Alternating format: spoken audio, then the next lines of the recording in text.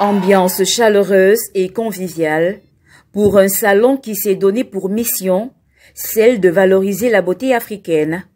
La beauté africaine, chargée d'une grande histoire et transmise de génération en génération, perd aujourd'hui de plus en plus son authenticité en raison des influences extérieures issues des diktats de la beauté dite occidentale. Cette beauté est donc remise à la grande lumière du jour grâce à un événement qui passe par une acceptation de soi, assumer ses cheveux, sa peau naturelle et surtout savoir apprécier la richesse de la création africaine.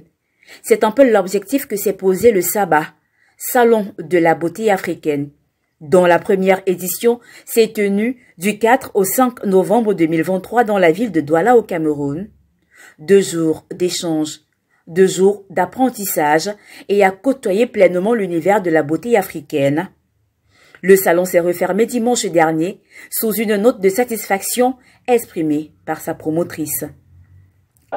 Alors je suis très satisfaite parce que l'événement a été un réel succès de par la fréquentation qui a été assez importante sur les 2 jours, de par le type de personnes qui étaient là. Nous avions des personnes de tout âge, des mamans, des papas, des enfants, et ça c'est vraiment important parce que la question de la beauté africaine doit être prise au sérieux, non seulement par nous les adultes, mais surtout par les enfants, parce que nous devons transmettre cet amour de l'Afrique par la beauté à nos enfants.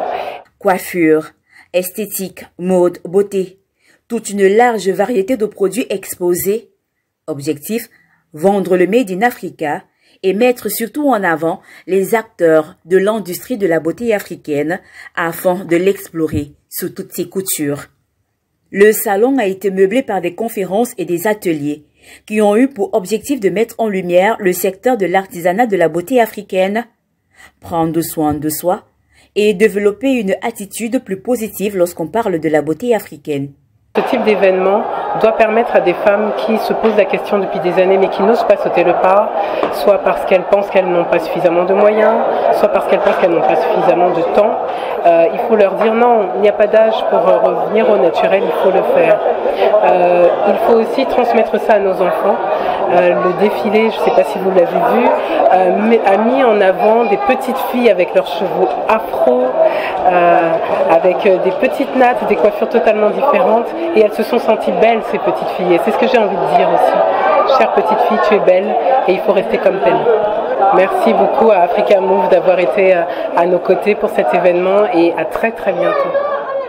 Les canons ou les standards de la beauté en Afrique ne sont pas toujours les mêmes dans le reste du monde. L'Afrique veut aujourd'hui, au travers du Sabah, apporter une réponse à ses propres critères de beauté et d'être capable de définir nos propres modèles de référence et d'en être fiers. C'est la raison pour laquelle cette première édition aura choisi comme marraine l'artiste camerounaise et internationale Karesse Fotso, connue pour son authenticité dans ses œuvres musicales et dans toute sa création artistique. Parce qu'il est important de se sentir belle et de ne rien perdre de son identité, le Sabah, Salon de la beauté africaine, vous donne rendez-vous pour une prochaine édition avec des innovations.